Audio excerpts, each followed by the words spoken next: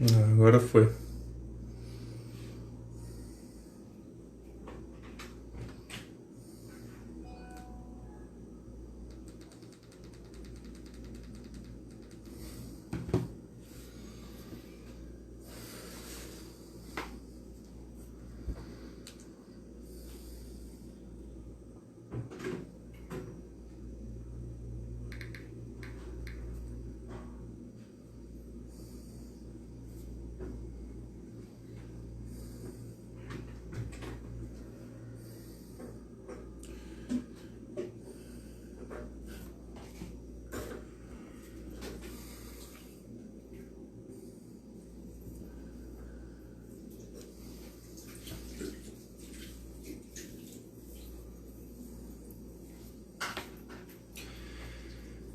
Boa noite, gente. Boa noite todo mundo. Vamos chegando, vamos nessa, Ricardo, Alemata. Pessoal, vamos vindo.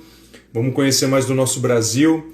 Nosso convidado hoje, mais um convidado do norte do Brasil, Ricardo. Nosso convidado é do norte do Brasil. Já está pronto aí, já está pronto para entrar e participar. É o Magno, da Roraima Adventures. Então a gente vai falar muito do estado de Roraima e vamos estender também para um destino conhecido geograficamente, mas acho que de visitação ainda pouco conhecido, lá do Amazonas, do estado do Amazonas, vizinho do estado de Roraima. A gente vai trazer isso e muito mais com o Magno da Roraima Adventures. Então vamos chegando, vamos vindo, vamos conhecer mais do nosso país, mais uma live do Vivendo e Mochilando. Sejam todos muito bem-vindos, nosso convidado já está pronto.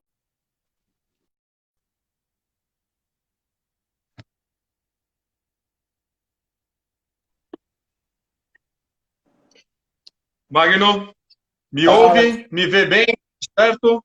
Beleza, Gustavo? Tudo certinho. Show de bola. Oh, maravilha, tava com algum probleminha aqui na internet, não sei qual era, dei uma reiniciada, graças a Deus funcionou. A gente vai tentando até conseguir, a gente vai sempre na Isso raça mesmo. aqui, a gente não desiste nunca. É isso aí. Aqui também às vezes dá umas pegadas assim, mas vamos em frente, né? Faz parte, acontece.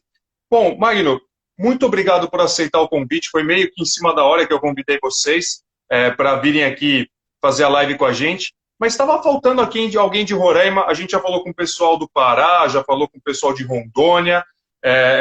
Tem gente do Amazonas já marcada. E aí vai faltar o pessoal do Amapá e do Acre, que também estão procurando aí para a gente fazer live.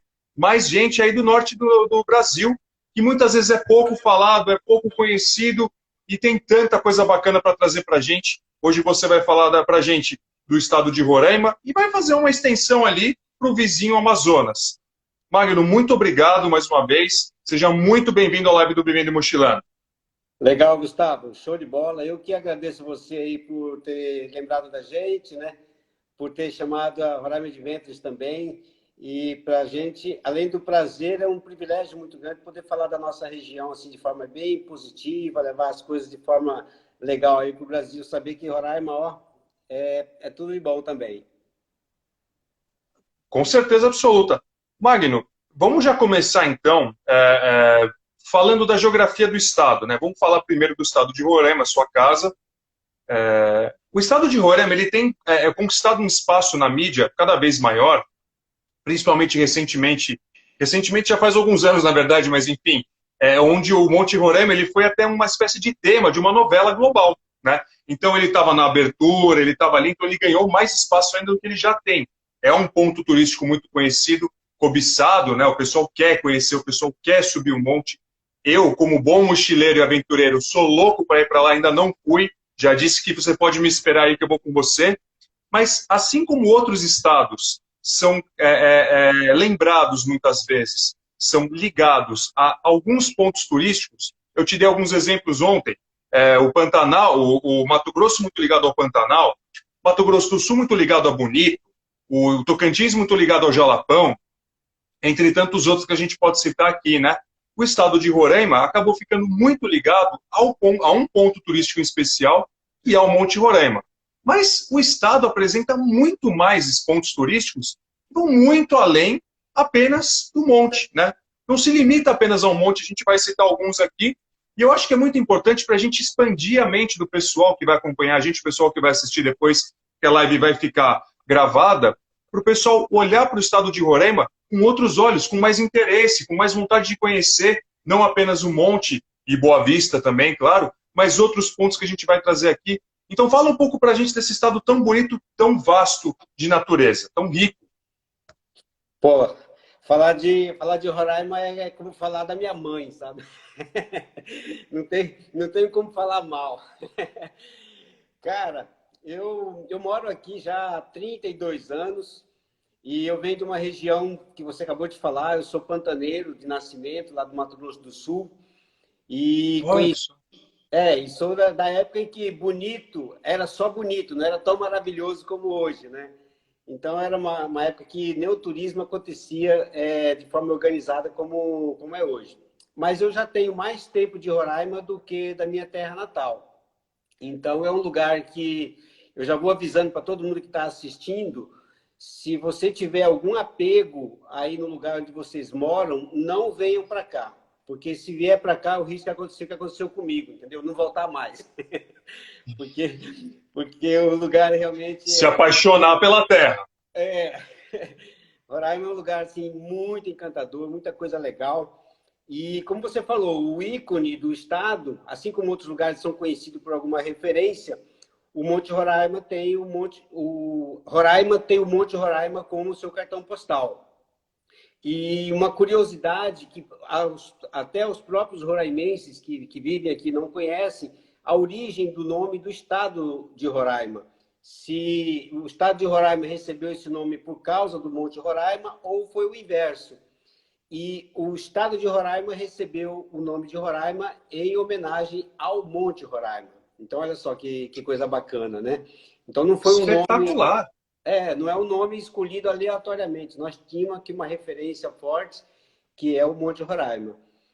E, bom, além do Monte Roraima, eu cheguei aqui em 87, fui conhecer a montanha e depois voltei mais uma vez, 2, 3, 4, já se foram 96 viagens lá para cima da montanha, né? E acabou virando uma paixão e eu vi que realmente era um produto, podia ser um produto.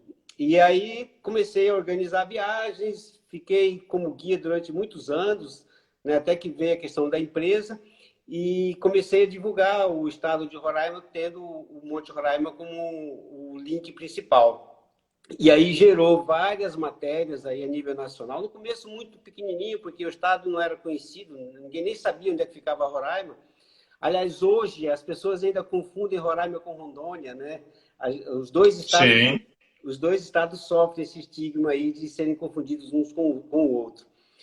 E, bom, aí saiu muitas revistas, muitas matérias. Fizemos em 2013, foi a matéria mais expoente, que foi um Globo Repórter, em 2013.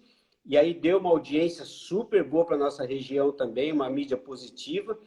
E a novela, né, que a gente teve uma participaçãozinha também no início, na organização dos primeiros capítulos, e acabou gerando aí uma mídia bonita do Monte Roraima durante 7 meses em horário nobre. De uma forma geral é isso, né? O link do Monte Roraima com o nome do estado, o cartão postal, mas como você falou, cara, isso aqui é só a porta de entrada, né? Tem muitas outras coisas, muitos atrativos. O estado é rico em natureza, em biodiversidade, em lugares assim interessantes para a gente visitar. Ainda agora com o planejamento das atividades de visitas turísticas nas comunidades indígenas, que é uma coisa que está em andamento e que logo, toda a coisa acontecendo dentro de uma organização, de um planejamento bacana, nós vamos ter mais esse atrativo, né, que é essa convivência bacana nessas comunidades tradicionais aqui do estado. Isso que você trouxe, Magno, é muito interessante, né? E já dá para a gente fazer um link com alguns fatos aí sobre o estado de Roraima. Muitos estados do norte, eles têm uma ligação muito forte com o povo indígena, né? Naturalmente. Ainda tem muitas comunidades ativas, comunidades até que algumas nem contato com o homem branco, vamos dizer assim, né? Com o homem civilizado, vamos dizer assim, tiveram ainda, né? Roraima tem, por exemplo, na cidade de Uiramutã, a maior população indígena do Brasil, né? E muitos dos lugares que a gente vai trazer aqui, alguns pontos turísticos que a gente vai trazer do estado, eles acabaram se tornando pertencentes a terras indígenas. Eu vou aproveitar para te perguntar exatamente nisso. Eu vou citar dois aqui que eu tenho grande interesse. Eu sempre, como eu te disse, me faltam 4 estados para conhecer no Brasil, cara. Todos do norte. Amapá, Acre, Rondônia e Roraima. Roraima, o monte, claro, está ali na minha lista dos principais. Mas me interessaram muito dois outros pontos, entre outros que a gente pode citar. A Pedra Pintada, que é um sítio arqueológico de grande relevância, de grande interesse, né? Você pode, ninguém melhor do que você, para falar um pouco desse lugar tão importante, tão interessante, né? E pouquíssimo conhecido, né? E o Printemps Rio, está falando também, faltam 4. Fala para a gente qual que é, então. Será que são iguais os meus também? E também o Lago Caracaranã. É difícil mesmo, gente. É Caracaranã. Parece Maracanã, mas é Caracaranã. Que é um lago muito bonito e tem uma praia de areias brancas que não fica devendo nada para muita praia linda por aí do Nordeste, vamos dizer assim. E também acabou sendo incluído, né, numa área de reserva indígena. Pensando no turismo do Estado, além do monte, né, Magno? O que isso afetou, entre aspas, claro, não é uma crítica a isso, né, mas o que isso afetou para a visitação, para esses lugares e para outros também, que nessa nova demarcação, vamos dizer assim, acabaram ficando inseridos na área de populações indígenas? Bom, como você falou, o estado de Roraima é o estado com a maior densidade demográfica indígena do Brasil, né? A gente não tem a maior quantidade de índios, porque o Amazonas, por exemplo, é um estado muito rico nessa parte. Mas na questão da densidade demográfica indígena, nós somos o estado com o maior índice. E essa região que você falou, a região do Iramutã, a região do Lago Caracaranã, a Pedra Pintada, inclusive, e o Monte Caburaí, depois a gente vai falar sobre isso também, que é o extremo norte do Brasil. Toda essa região, eles estão dentro de várias reservas indígenas. Nós temos aqui no estado de Roraima 32 terras indígenas, né? Onde nessas 32 terras indígenas nós temos 11 etnias. Então você vê, há uma sociedade bastante forte na questão indígena. E esses atrativos, tanto as cachoeiras ali da região do Iramutã, quanto a Pedra Pintada, o Lago Caracaranã, com a demarcação, algumas demarcações anteriores e outras na época da Raposa Serra do Sol, quando veio aquela demarcação, essas comunidades ficaram todas dentro dessa reserva. E aí, claro, para que essas visitas pudessem acontecer, é preciso que passassem por um processo de regulamentação, de organização, né, para depois, sim, poder virar um atrativo turístico, vamos dizer assim. Em 2015, a FUNAI instituiu a Instrução Normativa, onde criou regras para que essas atividades pudessem acontecer. E em Roraima, agora, através de uma ação muito legal do governo do Estado, do Departamento de Turismo, está sendo criado junto com as comunidades, aquelas que desejam, não são todas, claro, aquelas que desejam, está sendo criado um plano de visitação para que essas visitas possam acontecer. É um plano não tão complicado, por exemplo, como foi no Neblina, que é uma coisa bem mais complexa, mas já está pronto e a FUNAI já deu anuência, mas aqui vai acontecer de uma forma mais simples. E eu, sinceramente, imagino que no futuro muito breve, essas comunidades já estarão regulamentadas para receber essa visitação turística. Bacana. E Magno, só uma curiosidade aqui, uma pergunta que eu te faço. Isso é benéfico para essas comunidades, certo? Elas vão acabar tendo uma renda para si, né? Fazendo parte, porque a gente traz muito aqui a importância de você reintegrar as comunidades originárias, as comunidades nativas, nos pontos turísticos. A gente fala muito aqui, a gente já falou com o pessoal do Vale do Ribeira, muitas comunidades quilombolas, indígenas também, né? A comunidade do Vale do Ribeira no estado de São Paulo. A gente fala muito da Chapada dos Veadeiros. Quantas comunidades quilombolas não têm em sua área, ali em sua terra, cachoeiras deslumbrantes, maravilhosas, que uma visitação super ativa, né? Então, só uma curiosidade, para essas comunidades cuja comunidade o ponto turístico foi inserido em sua área, elas vão ter essa renda para si, então. Isso é benéfico para elas, então. Tem que ser, Gustavo, porque as comunidades indígenas são muito sensíveis com o impacto da visita de fora, né? Elas já sofrem, entre aspas, o envolvimento através do relacionamento com o meio urbano, com instituições, com pessoas que não estão praticando o turismo. Então, já há um impacto natural, tanto de forma geral. Mas na visitação turística, onde você está, entre aspas, explorando as belezas dos atrativos, explorando também, no bom sentido, a convivência, conhecendo os costumes das comunidades, no mínimo, você tem que gerar benefícios para essas comunidades. E benefícios, Concordo. Não aquela coisa assim, fala assim, a comunidade vai ganhar uma coisinha, não. Eles devem ser o protagonista das atividades de turismo na sua região, nas suas comunidades. Por isso que o plano de visitação, instituído pela FUNAI, a Instituição Normativa número 15, se não me engano, ela é muito importante para criar ordenamento, regulamento, né, para que o impacto seja estudado, para que haja uma capacidade de carga, para que seja feito um plano do envolvimento das comunidades em todas as etapas do turismo, do guiamento, da alimentação, da comida, das apresentações que eles fazem, ou seja, eles são os anfitriões e eles têm que ser um dos maiores beneficiados quando essas visitas acontecerem. Então, eu vejo como algo muito positivo, dá uma autonomia maior de renda para eles, né? Ou seja, passam a não depender tanto das ajudas governamentais e de outras partes, né? E começa a ter uma renda resultado do trabalho e das coisas boas que eles têm para mostrar para os visitantes. Até porque, Magno, na verdade, é isso que você está falando, concordo 200% no que você falou, com o que você falou. E se você for pensar, se houver um plano de manejo bem elaborado, você consegue fazer pacotes interessantes. Por exemplo, eu estava falando ontem com o pessoal do Instituto Arara Azul e falei outras vezes também. Eu acho que está havendo uma procura por uma espécie de turismo mais raiz, de imersão, de cultura, de história, de natureza.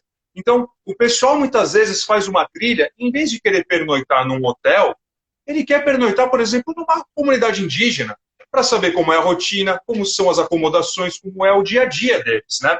Conhecer mais da cultura. Numa comunidade indígena, uma comunidade quilombola, enfim, ribeirinha, você faz uma visita, ao final da sua trilha, do seu passeio, enfim, alguém pode estar fazendo uma comida ali para servir num almoço para um grupo, né? Enfim, você consegue fazer essa inclusão e não apenas ir lá, R$10 para entrar na sua área e visitar o lugar. Não, você inclui a pessoa para falar, para dar uma aula de história e de cultura sobre sobre o povo deles, sobre os conhecimentos deles, né? Você introduz guias da comunidade para guiarem, para ensinarem, falarem sobre a vegetação, sobre a flora, a fauna, enfim, a geografia, né, do lugar. E só um minutinho aqui, Magno, o Ricardo Bezerra, sempre com perguntas incríveis, e essa foi muito boa mesmo, e muito interessante. Ele falou aqui, para a gente falar um pouco sobre a alimentação comum no dia a dia aí em Roraima.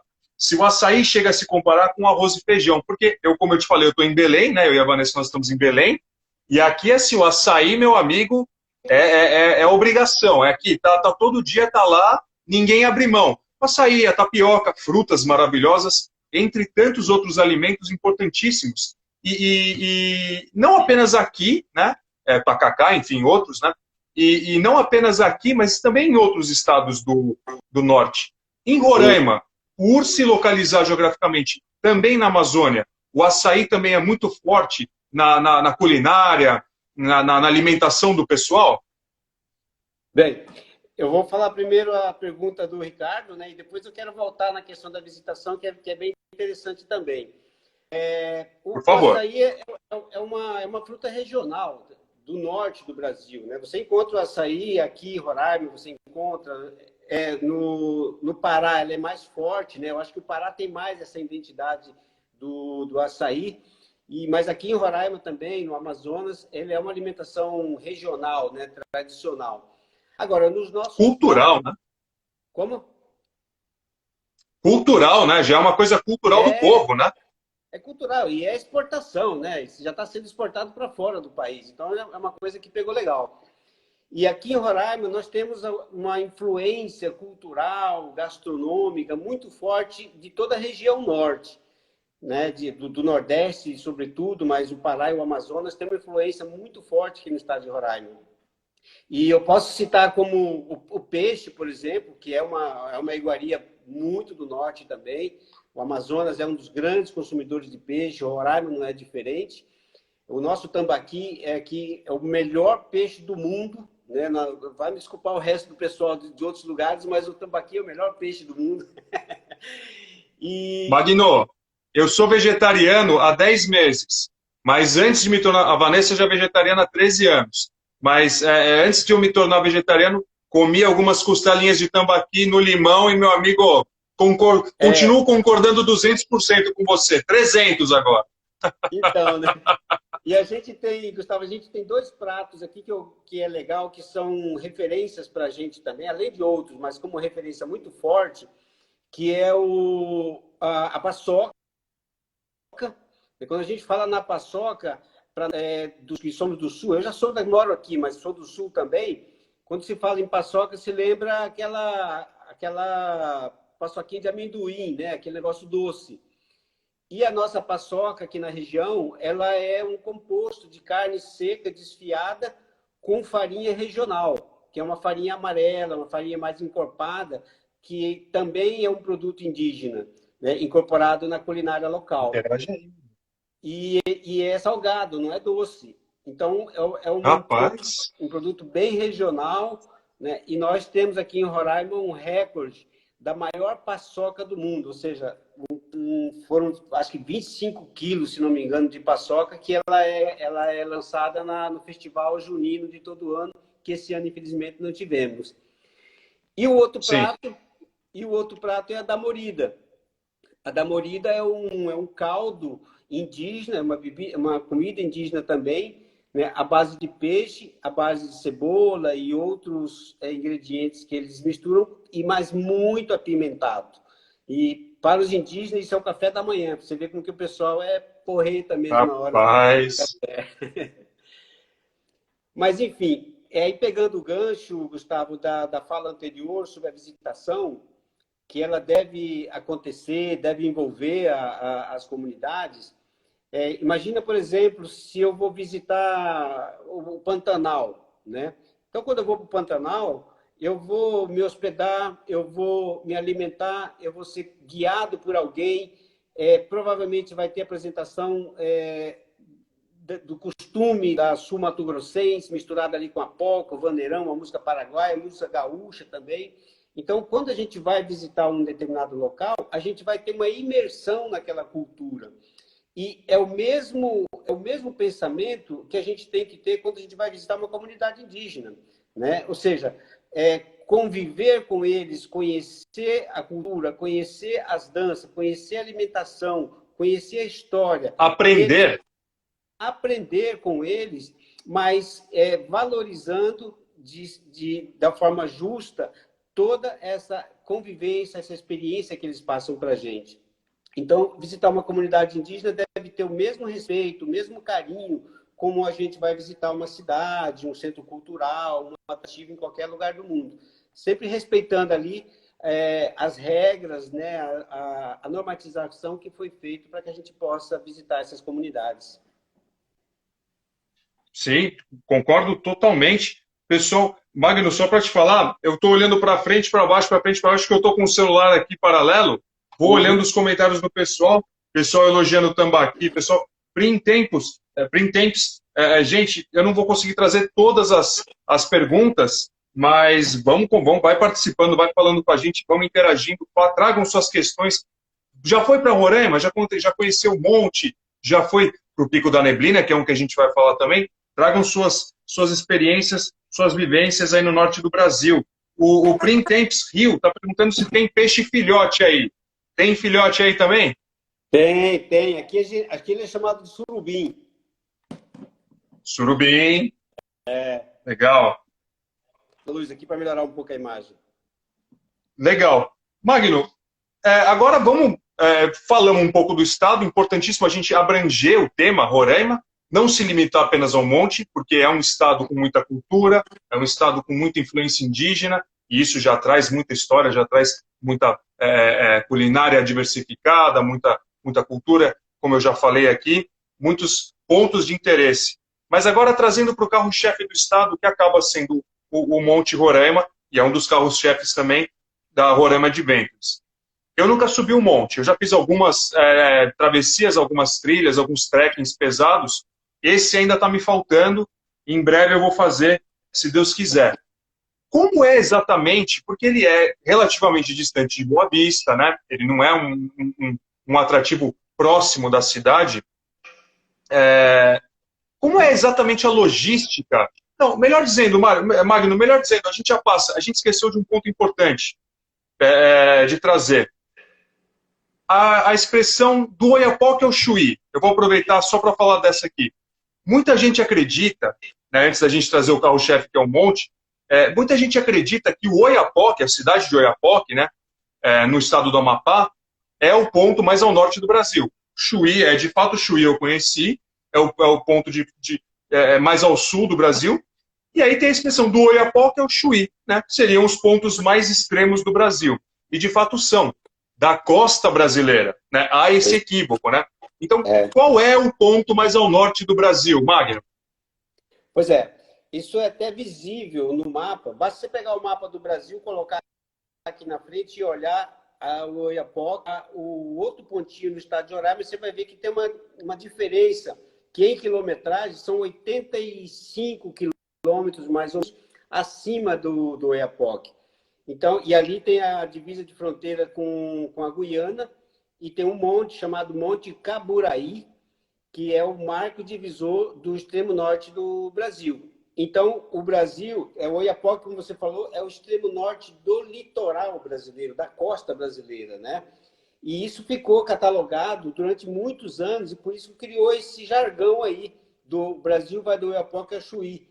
Não é verdade. Se é para traçar uma linha norte-sul, então o Brasil vai do Caburaí ao Chuí.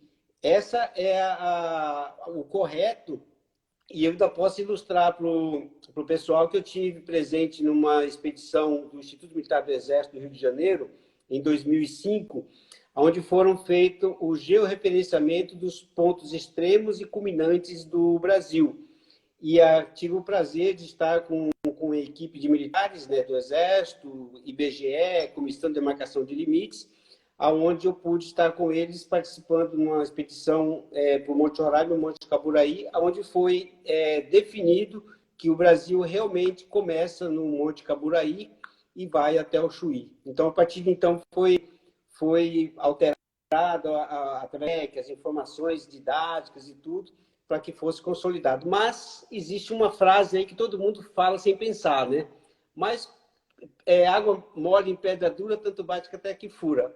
A gente vai falando, que até o pessoal vai acostumando que o Brasil vai do Caburaí a Chuí. É isso, então, gente. Então, a partir de agora, vai falar dos extremos do Brasil. O Brasil é gigantesco, o Brasil é um país enorme. Do Caburaí ao Chuí. Até rima, fica até mais legal. Fica melhor assim. E agora sim, Magno, podemos passar para o nosso carro-chefe, que é o Monte Roraima. Um majestoso, imponente e extremamente antigo Monte Roraima. Uma vez pesquisando, eu descobri que a formação atual, vamos dizer, a formação do Monte Roraima, os tepuis, né, que são aquelas mesas gigantescas, aquelas, por assim dizer, vulgarmente dizendo, aquelas chapadas dali, da região do Monte Roraima, ele chega aos bilhões de anos, Então, traz um pouco para a gente, Magno, sobre a geografia tão rústica, né, tão diferente do Monte Roraima, e como é a logística de uma expedição tão complexa, né? Bom, primeiro para conceituar a idade da montanha, né?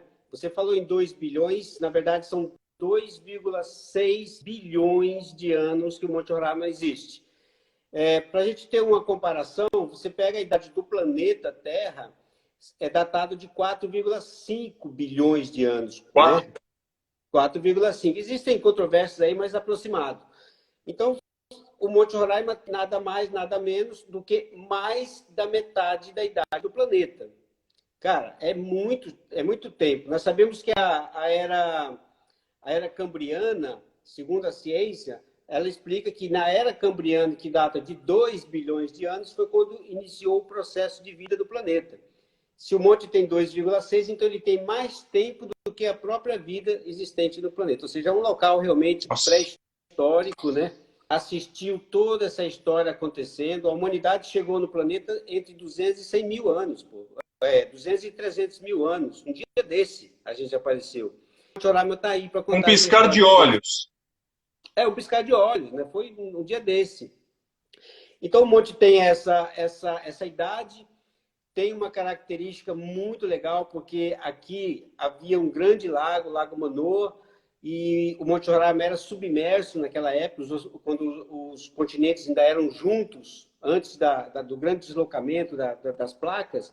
O Monte Roraima ele era submerso. E aí, com o afastamento das placas e tudo, ele foi emergindo, né? E aí chegou no que é hoje. Tanto que no topo do Monte Roraima, quando você vai ver aquele amontoado de rochas em arenito, né? Não é granito, não é outro tipo de rocha, são arenito mesmo, ou seja, se decompõe com muita facilidade.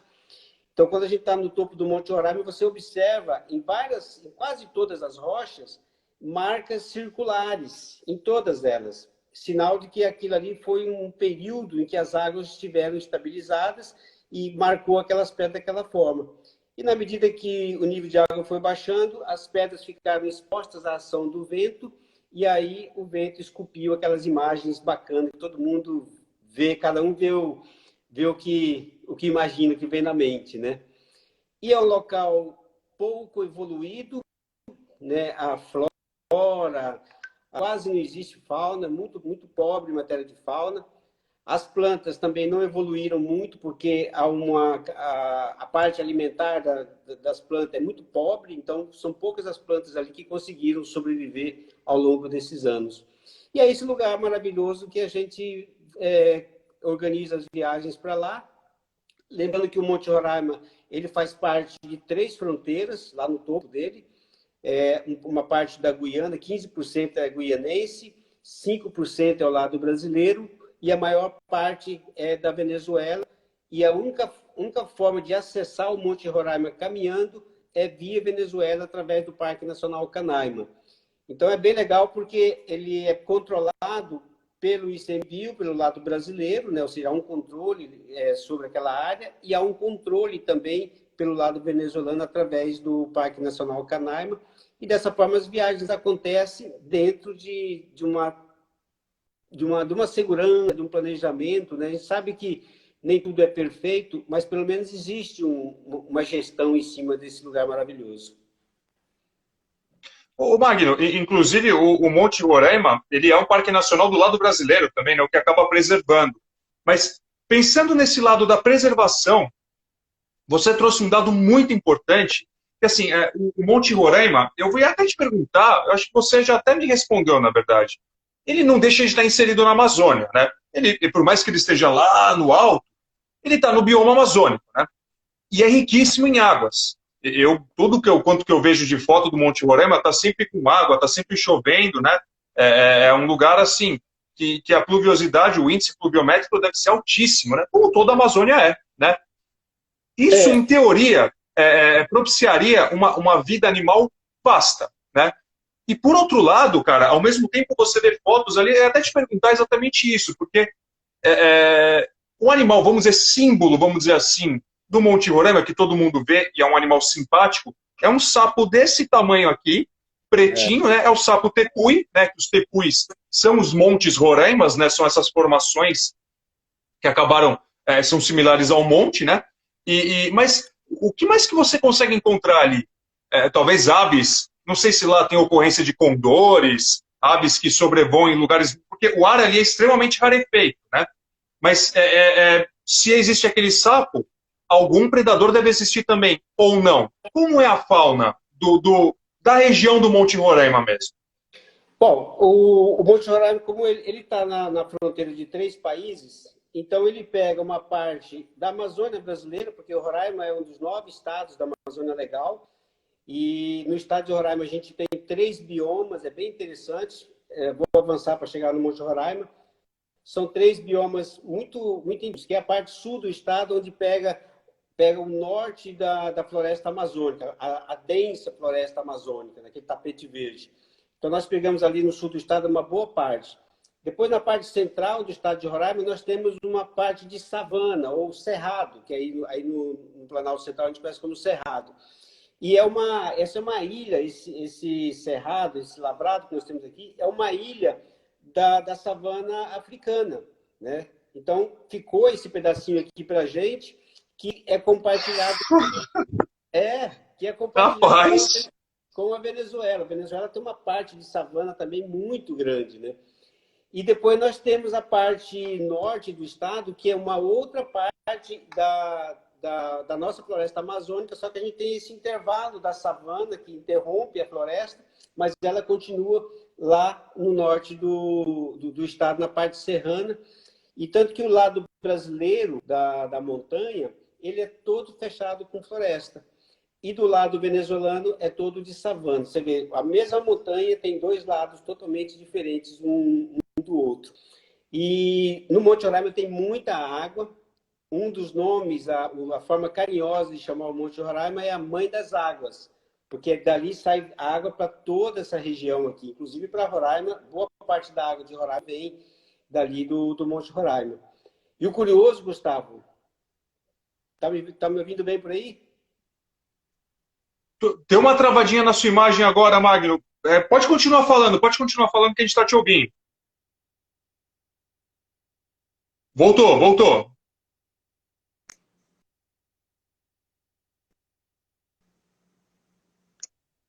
Voltou. Beleza. Então, carinhosamente conhecido como Mãe das Águas, porque toda essa boa parte da água está ali daquela região. E o curioso, Gustavo, é que com toda essa água, com todos os rios, que inclusive tem rios lá em cima do Monte Roraima, não existe uma nascente. É tudo água do tempo, da neblina, das chuvas. Um fato bastante curioso também, né? Muito, muito mesmo. E aí você perguntou sobre a vida na região.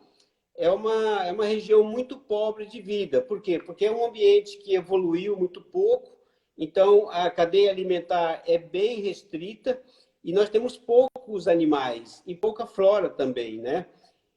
Mas tem muitas aves, inclusive tem um passeio que é possível fazer para observadores de aves ali na parte da base, na parte da subida da montanha e no topo também algumas aves endêmicas.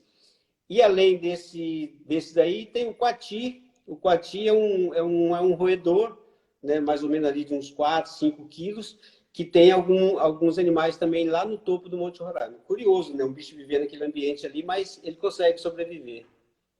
Esse aí é adaptável, viu? Esse aí consegue sobreviver até na Lua, se deixasse largar uma população ali, eles vão se proliferar, vai comer alguma coisa ali. Mas, Nossa, o Magnus, isso que você trouxe é espetacular, né? Porque quando você pensa em montanhas, quando você pensa em serras, montes, chapadas, enfim, locais de elevada altitude, você pensa em nascentes. Sobretudo na Amazônia, imagina, você vai pensar o quê? Em água, claro, e essa água proveniente de muitas nascentes, né? é, Muito próximo do Monte Roraima, não é no Brasil, né? Na Venezuela, mas o Monte Roraima também é pertencente à Venezuela. Você mesmo disse que para você fazer ingressar no Parque Nacional, você faz a caminhada através da Venezuela. No país, na Venezuela, você tem a maior cachoeira do mundo, que é o Salto Angel. uhum. Essa cachoeira gigantesca e poderosíssima, Magno, ela vem de onde? De água da chuva mesmo? É. O Salto Ângelo, ele faz parte da cadeia dos tepus, né? Nós temos aqui na região, na Guiana, no próprio Amazonas também e na Venezuela, nós temos uma cadeia de 186 tepus parecidos com o Monte Roraima. E o Monte Roraima é muita coisa. E o Monte Roraima é apenas o mais alto dele. Agora, o maior em área territorial, com 700 quilômetros quadrados, é a região lá do Salto Ângelo, né? E o Salto Ângelo é a maior, não, a maior não, é a cachoeira mais alta do mundo, ou seja, aqui tem a maior queda d'água com quase mil metros, 1 quilômetro de queda d'água. E ali, por ser a mesma formação do Monte Roraima, eu não posso afirmar 100% de certeza, mas por ser o mesmo formato, a mesma montanha, a mesma cadeia de montanha, eu imagino que toda aquela água também seja fruto da neblina, da chuva e das ações do tempo, sem ter nascente no topo, pelo menos. Rapaz, olha, Magno, eu sabia que ia ser uma live muito interessante, muito bacana, mas você está me surpreendendo a cada fala, cara. Cada coisa que você traz. É que eu estou sem caneta aqui, senão eu estaria anotando tudo isso aqui. Mais uma aula aqui, olha, espetacular. É por isso que eu falei no começo, né? Se alguém tem apego a um lugar onde vive, não venha para cá, porque se vier para cá, não vai embora. Vai se apaixonar, com certeza.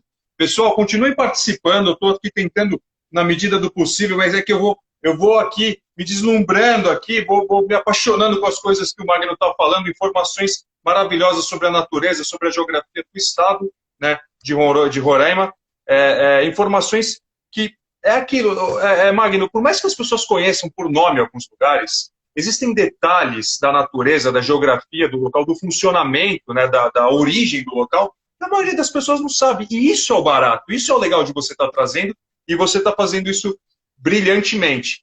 Magno, infelizmente, o nosso tempo ele é curto para tantas informações. Eu quero muito falar do Pico da Neblina também, é um outro lugar que definitivamente é um objetivo de vida eu conhecer esse local.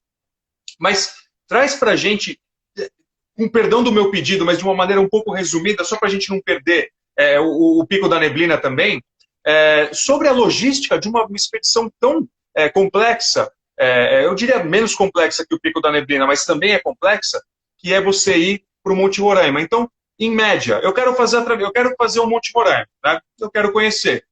Quantos dias, no mínimo, eu preciso, né, para poder fazer e curtir, né? Não ter que fazer correndo e sem poder contemplar uma paisagem tão particular, né? Uma paisagem tão icônica.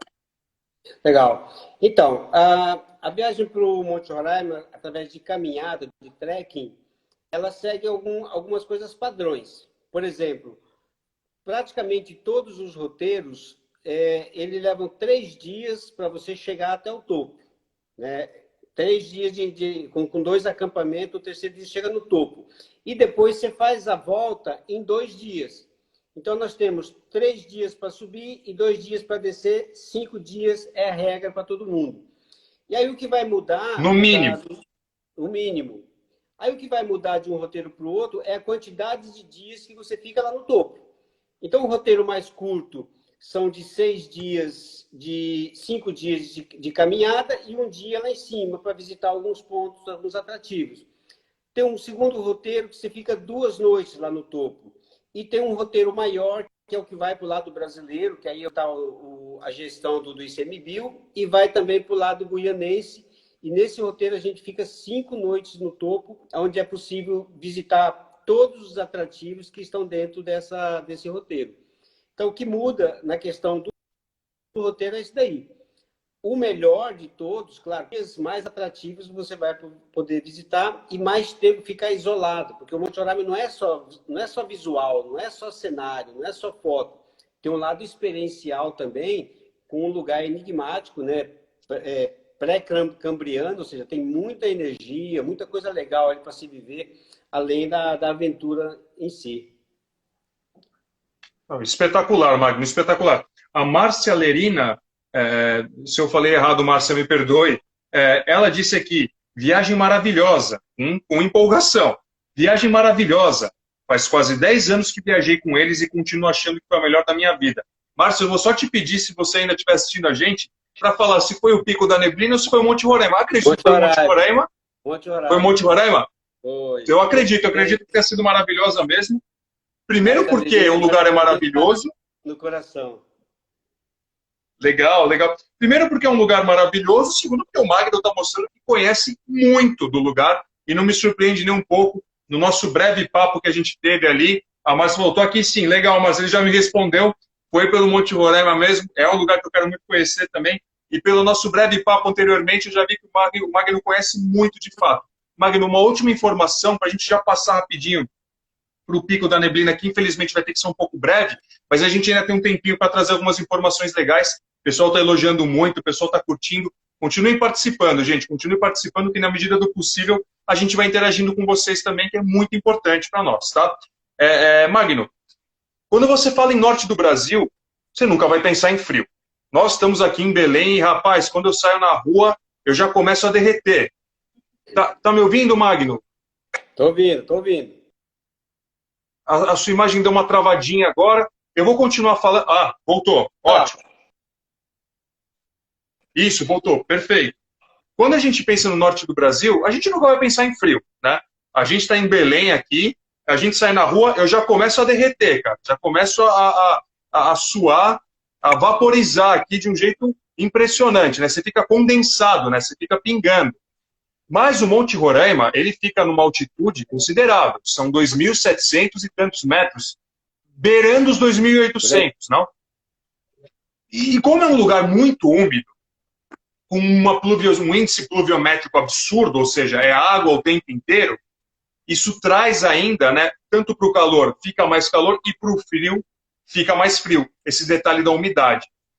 Você vai para o Monte Roraima, você tem que ir agasalhado com um agasalho assim próprio para frio, ou você pode chegar lá e falar, bom, tá tudo bem, eu vou acampar lá em cima no Monte Roraima. Estamos lá, vamos passar 2 noites, né? Eu tenho que ir preparado para um lugar frio, de fato, ou é capaz que, assim, a depender da época, ainda consiga ficar mais confortável, uma roupa mais leve, sem ter que me encapotar todo? Pois é, Gustavo, há uma mudança de temperatura, porque a gente sai de Boa Vista com 30, 32 graus, vamos para a fronteira já com 900 metros de altitude, ali já vai estar a temperatura em torno de 25 graus. Aí depois vamos para o primeiro acampamento, que é o primeiro dia de trekking, temperatura em torno de 25 também, e vamos para a base, aí já cai um pouquinho em torno de 20 graus. Então você vê que nesses 2 primeiros dias a temperatura é agradável, bacana, dá uma transpirada bacana, e depois quando você vai para o topo do Monte Roraima, quando você chega lá no topo, a temperatura durante o dia fica em torno de 10 graus, para lá ou para cá um pouquinho, mas em torno de 10 graus. E à noite, normalmente a temperatura cai para em torno de 5, 4 graus. Essa é uma realidade em qualquer época do ano, né? E eu já peguei, para você ter uma ideia, no termômetro, à noite, eram umas 2 da manhã, -3 numa viagem que eu fiz. Rapaz! -3 graus. -3. Rapaz, deu uma travadinha. Isso, voltou ótimo. Magno, perfeito, muito obrigado pela informação. E agora vamos passar de altitude para mais altitude ainda, para uma altitude maior ainda. A gente acabou de falar do Monte Roraima, que me ouve, Magno, me ouve bem? Ah, legal, perfeito. A gente está falando do Monte Roraima, que é um dos pontos mais altos do Brasil, beirando 2.800 metros de altitude, e vamos passar para o lugar, para o pico propriamente dito, mais alto do Brasil, quase 3.000 metros. E alguns lugares dizem 2.993, 2.994. No meu caso, como eu tenho 2 metros, mais 2 metros de altura, eu vou ficar quase nos 3.000 ali mesmo. Vai voltar pouco para mim. Então, fala um pouquinho desse lugar também, Magno. Infelizmente, vai ficar um pouco corrido para a gente falar do Pico da Neblina. A gente ainda tem alguns minutos. Então, traz um pouco para a gente, por favor, da geografia desse lugar, que é altíssimo, e ali a visitação, a logística de expedição, as trilhas, elas já são mais complexas, né? Vou sintetizar bem para a gente ganhar esse tempo aí. A altura oficial do Pico da Neblina é 2.994,5. feito pela mesma equipe que fomos para o Monte Roraima, também estabeleceu essa georreferenciamento. Então, oficialmente é 2.994. A composição da rocha do Pico da Neblina é a mesma do Monte Roraima, é arenito e faz parte do mesmo maciço, né? Então, você pode ver que no nosso Brasil também temos um pedacinho aí dessa cadeia de montanhas ali da Venezuela e Guiana. O Pico da Neblina esteve fechado durante muitos anos para as viagens, para as expedições. É uma área complexa, porque para chegar até lá existe uma dinâmica muito, muito complexa mesmo de aviação, de botes, né? As coisas nunca acontecem conforme o previsto. A estrada para Até chegar mesmo na de autorização, né, Magno? Até a autorização para você poder subir, ela é mais complicada, né? Exatamente, porque hoje tem um plano de visitação estabelecido, mas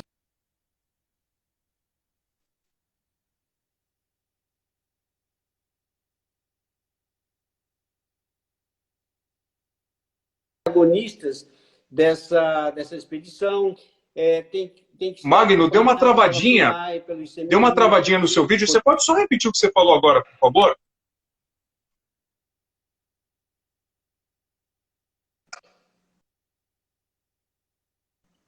Você só repete essa última parte que você falou, Magno, por favor?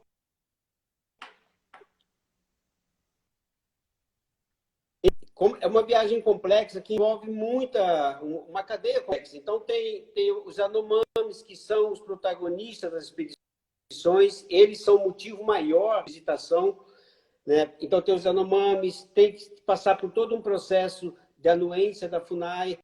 É uma terra indígena, é uma região com sobreposição de parque nacional com terra indígena, então tem uma gestão também em cima da região. E o Exército é uma área de segurança nacional também. Então, é um local onde tem toda essa complexidade que precisa estar alinhada, todo mundo é organizado para que aconteçam, e em cima disso a parte operacional, que não é fácil, né? Você envolve parte aérea, envolve parte de barcos, de canoas, parte de estrada, né? Que é muito complexa. Não é qualquer uma, é uma expedição muito difícil, muito hard mesmo, e não é um passeio no parque. Eu sempre falo que o Pico da Neblina, comparado com o Monte Roraima é um passeio na praça, né, comparado com o Pico da Neblina. Então, é realmente uma aventura.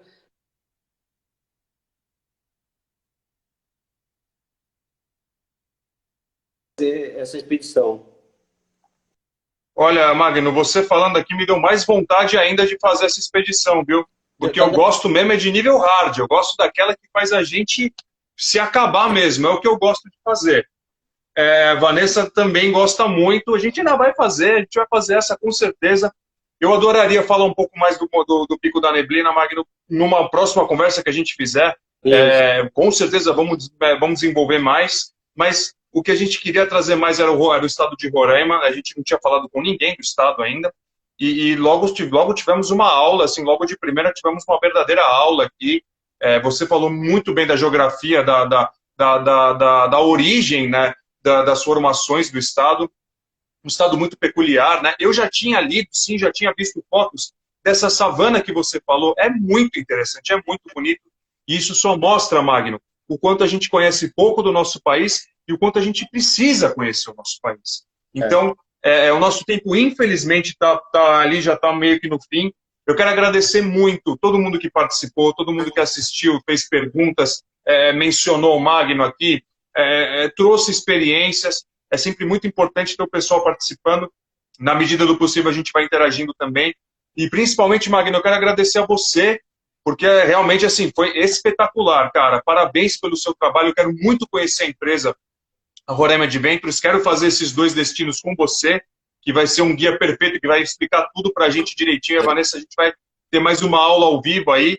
E parabenizar você pelo seu trabalho, cara, que é muito interessante. Você tem muito conhecimento e não é fácil trabalhar com turismo no Brasil, né? Eu sou um turista mais não convencional, eu gosto de fazer as coisas mais difíceis, vou para os lugares onde não tem base, não tem estrutura, e eu percebo que trabalhar com turismo no Brasil não é uma coisa fácil, então, por essas e por outras, você merece 1000 parabéns pelo seu trabalho.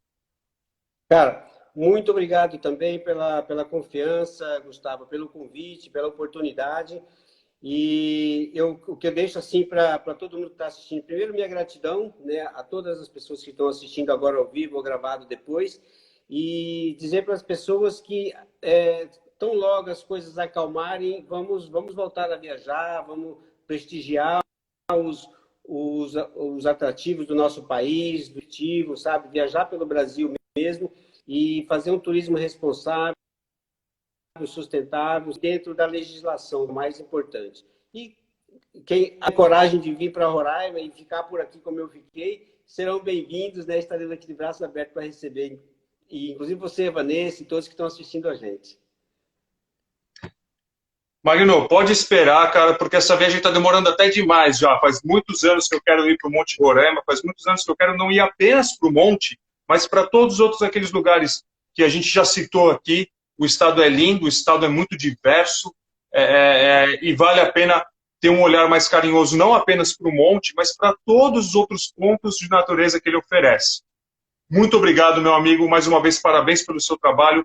Fica o convite aqui, pessoal, todo mundo que está assistindo e que não segue o Vivendo e Mochilando, siga nosso Instagram, que para nós é muito importante, nós estamos em franca expansão aí, a gente está falando com muitos convidados ilustres. Hoje foi o Magno da Roraima Adventures, a gente já falou com diversos projetos, institutos, guias, empresas de ecoturismo. O nosso objetivo aqui, como eu já falei, que vou sempre falar, é mostrar o Brasil para o brasileiro, é estimular o pessoal a querer conhecer, a querer visitar, a querer desbravar a nossa natureza e conhecer também a nossa cultura, a nossa história. Porque eu sempre falo isso e vou sempre dizer, parece clichê, mas não podemos amar e lutar por aquilo que nós não conhecemos. Então, vamos conhecer o nosso país, vamos viajar pelo Brasil, porque aqui tem turismo para uma era inteira, para uma vida inteira. Não precisa ficar indo só para fora, vamos viajar por aqui por dentro, porque tem muita coisa legal para conhecer. E, claro, sigam o Roraima Adventures também no Instagram. Tem os pacotes, tem as fotos, tem dicas, tem detalhes, tem vídeos, tem muito conteúdo informativo sobre as expedições que eles fazem e demais pacotes que eles oferecem. Eu vou deixar marcado aqui o Instagram da Roraima Adventures, o vídeo vai ficar gravado e novamente aqui fica o meu imenso obrigado a todo mundo que assistiu e, claro, Magno, a você que se dispôs a falar com a gente e trouxe informações. O pessoal está elogiando demais aqui, eu estou realmente também muito feliz, porque se eu achava que eu conhecia alguma coisa de Roraima, eu percebi que eu conhecia muito pouco. Você trouxe muita coisa para a gente, meu amigo. Parabéns por tanto conteúdo e por um trabalho tão importante. Legal. Obrigado aí, sucesso para vocês, Gustavo, para você e para a Vanessa. Tchau, tchau. Muito obrigado, meu amigo. Boa noite, todo mundo. Segunda-feira tem mais live. Nos acompanhem, nos sigam no Instagram e vamos juntos. Um abraço a todo mundo e vamos conhecer o nosso país, né? Um abraço, gente. Magno, um abração, meu amigo. Tchau, tchau.